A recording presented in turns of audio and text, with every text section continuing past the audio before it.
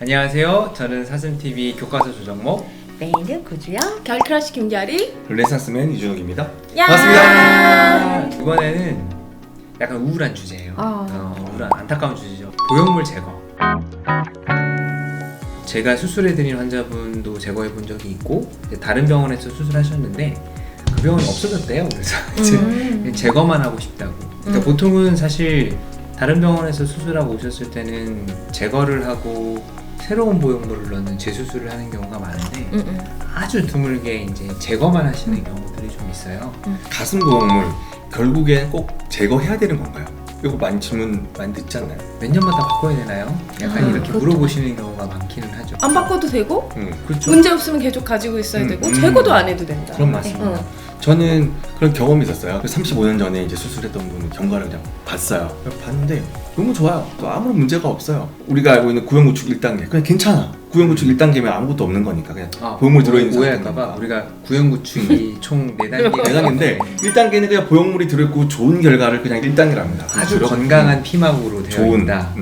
근데 1단계였어요. 그래서 여쭤봤어요. 왜 제거하려고 하시냐고. 가슴 보형물이 이제 있는 거에 대해서 가족들한테 커밍아웃을 하지 않은 상태에서 계속 이제 유방 검진을 계속 안 받으신 거죠. 그래서 이것 때문에 이제 빼는 게 맞지 않냐. 그 진료를 보시는 선생님한테는 그냥 이야기만 하시면 환자의 사생활은 보호가 되는 거라서 굳이 빼지 않더라도 건강 상태는 다 확인할 수 있다고 해서 그냥 돌려 보내는 경우는 있어요. 근데 정말 길게 보더라도 그 상태로 잘 되어 있는 거잖아요. 그럼요. 굳이 이거를 제거를 할 필요는 사실은 없다라고 생각합니다. 가슴 확대가 미용 목적이라서 환자분들이 불신이라든가 약간 그 두려움이라든가 이런 게 있는 것 같아요. 왜냐면은 가슴 보형물이 영어로 브레스트 임플란트잖아요. 그리고 치아에다가 하는 것도 다 임플란트잖아요. 이식물이 임플란트인데 임플란트라는 거를 우리가 넣을 때는 이 의료기기를 넣을 때는 언제가 되면 빼야 된다라는 걸 생각하고 넣는 게 아니라 기능이 유지되는 한 계속해서 사용을 하겠다라고 생각하는 만큼의 안정성이 확보됐을 때 우리가 인체에다 이식하는 임플란트가 되는 거잖아요.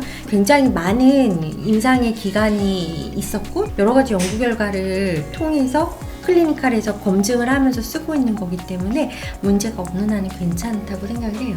내 환자분 중에 한 분이 그러는 거야. 나이 많으신 환자분인데 젊었을 때 수술했어. 자기 죽어서 이렇게 맞아 그거다. 화장했는데 가족들이 이거 알면 어떡하느냐 그러는 거야. 다 타지 않아요? 그러니까요. 자, 그래서 아무도 모릅니다.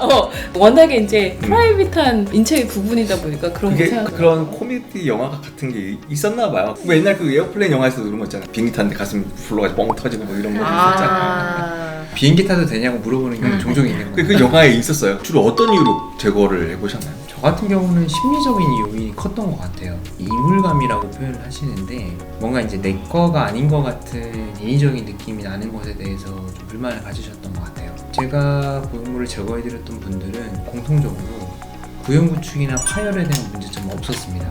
문제가 오히려, 없는데. 오히려 이제 구형구축이나 파열이 있으셨던 분들은 반드시 재수술을 통해서 새로운 좋은 보형물로 교체를 하시려고 하지 그냥 제거만 하고 끝내겠다고 하시는 분은 없었고 그냥 정말로 모양이 예쁘고 촉감도 좋고 자연스럽고 좋은데 그러니까 설명을 잘 못해요. 이유를 꼬치꼬치 캐 물어서 원인을 파악하는 것이 수술에 도움이 되진 않기 때문에 설득을 여러 번 하고 났을 때 더 상실감이 클 거고 조직이 눌려있다가 되니까 더 작아질 거고 이런 것들을 충분히 설명을 드려도 흥미로운 거는 빼드렸던 분들 모두 다 행복해. 그치?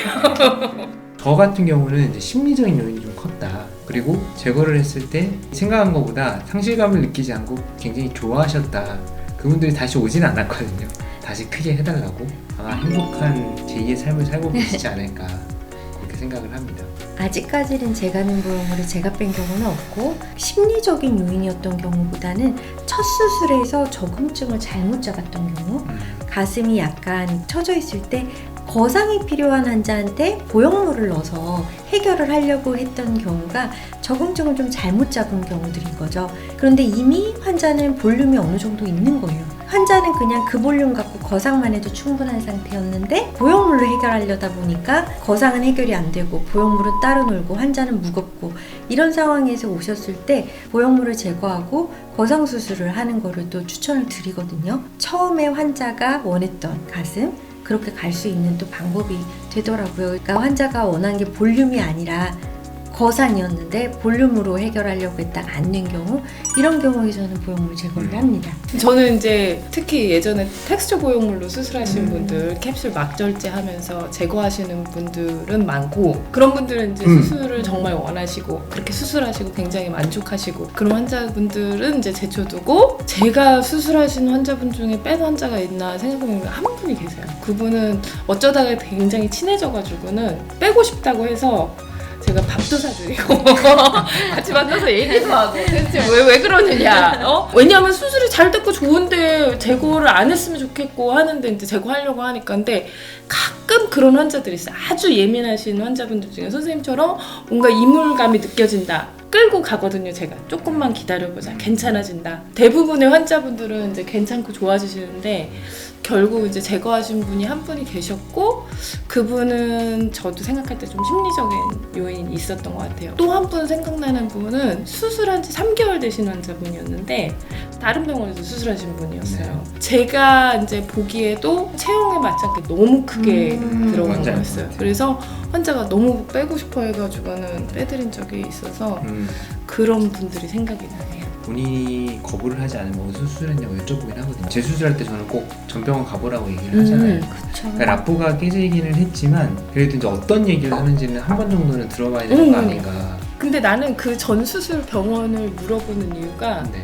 우리는 가슴 수술 전문으로 하는 선생님들끼리는 알잖아요, 서로. 다 알죠. 그리고 대부분 어떤 수술 방법을 그쵸. 하고 그치. 어떤 개념을 가지고 수술하는 맞아, 사람은 맞아. 우리끼리 알잖아. 맞아. 아, 이런 개념을 가지고 계신 분이니까 이렇게 수술했겠지라는 거를 이제 유추할 수 있으니까 저는 그런 면에서 또 저도 물어보는 그런 거예요. 면에서 저도 봐요. 그런 면에서 그래서 봐요. 전에 어떻게 수술되어 있는지를 알기 위한 되게 좋은 방법으로 수술 기록 찍어서 정확히 그렇죠. 그렇죠. 누가 수술했는지. 그렇죠. 저 같은 경우도 뭐 똑같습니다. 최근에 스무스 보형물로 수술해서 재수술이 아닌 보형물 제거를 원하시는 경우는 대부분 수술 받으셨던 병원에 가보시라고 말씀을 드려요. 제 생각으로는 금전적인 문제가 저는 일단 걸린다고 생각합니다. 왜냐면은 다른 병원에서 제거를 하게 되면 비용 자체가 더 비싸지니까 수술했던 병원에서 하면 동일하게 수술을 할 건데, 그렇죠. 그런 면에서도 수술 받았던 분들한테는 오히려 도움이 더 된다고 생각해서 보내드리거든요. 비슷한 경험인데 제가 수술했던 환자를 뺐던 경우도 있고 끌고 갔던 경우도 있었는데, 두 분 같은 경우 되게 재미났던 게 비슷한 시기에 수술했던 분인데, 한 분은 지금은 이제 잘 지내시고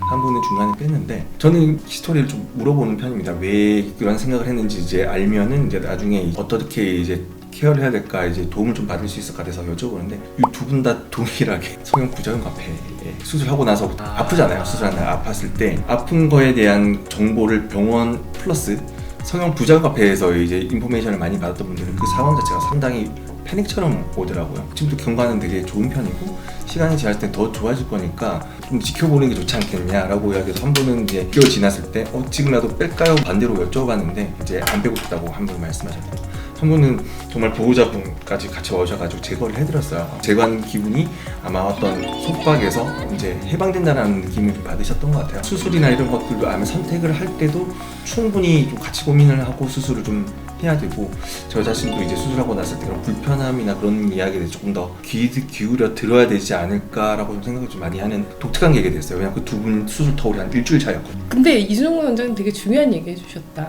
그 말 맞는 게 뭐냐면, 수술하기 전에는 많이 찾아보고 공부 많이 하고 해야 되는데, 수술 딱 했으면 나만 바라봐야 돼. 수술한 사람이 모든 걸 책임질 거라. 무슨 일이 생기면 맞아요. 합병증이나 부작용이나 통증이나 뭔가 이상한 일이 있는 것 같으면 주치의와 상의하셔야지. 말씀하신 대로 막 이거 이상한 거 아니야 해서 이런저런 얘기를 듣다 보면 그게 맞아요. 걱정이 되고 그게 심리적 요인이 돼서 맞아요. 제거하고 싶었다는 거 아니에요? 맞아요. 그래서 커뮤니티 내에서 그런 경험이 마치 이제 일반화되는 것처럼 이제 이야기를 하는 경우가 좀 더 많았고, 그거를 이제 보시는 분들이 나의 그런 조그만 불편함이 이거랑 연결이 되지 않을까. 우리 의대 다닐 때 건강염려증이라고 그러죠. 나 있어.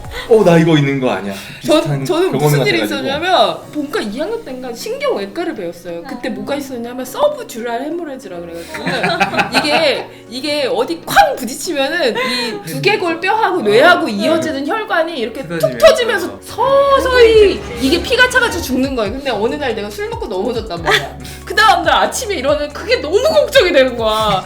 그래서 병원에 갔어. CT 찍었구나. CT 찍고 싶다. 내가 막 그랬거든. 제가 그러니까 얘기한 게 수술 전에는 많이 알아보고 공부 많이 해야 되지만 수술하고 나면은 가장 정확한 정보를 얻을 수 있는 건 주치의잖아요. 그럼요. 주치의랑 얘기하는 게 제일 중요할 것 같아요. 저 같은 경우 이제 수술 직후부터 저를 이제 일주일 뒤에 보니까 그때까지 기간이 심리적으로 되게 불안정한 기간이라고 생각을 하고 그때를 신경을 많이 써야 된다고 제가 항상 스태프들한테 얘기를 하거든요. 근데 실제로 이제 새벽에도 저희 병원 차려도 오면 제가 최대한 빨리 설명을 해주려고 해요. 왜냐하면 본인 지옥일 거 아니에요. 부작용 카페를 찾아보는 마음을 알겠어요. 왜냐하면 자기가 확인할 수 있는 연결될 수 있는 전문가가 없고 주변에 뭐 의사 친구가 있으면 물어보겠지만 그게 아니니까 이제 유튜브 보다가 이거 내 얘기인 것 같아 이러고 댓글 달아서 어떻게 해야 되는지 물어보고 보면 이제 답답하죠. 사실 나는 수술 끝나고 환자분들한테 되게 빠른 일상으로 돌아가는 걸 권해드려요. 정말 다들 첫날 깜짝 놀랄 만큼 안 아픈 거에 우선은 놀라잖아요. 수술 끝나고 나면 수술을 했기 때문에 주의해야 될 게 있고 조심해야 될 게 있는 상황이지만 이거는 하루가 다르게 점점 좋아지거든요. 그래서 빨리 내 일상으로 돌아가서 내 일상에 있는 일들, 뭐 무리만 안 한다고 하면 어느새 보면은 정말 이제 내 가슴같이 편해지는 시기가 금세 오거든요.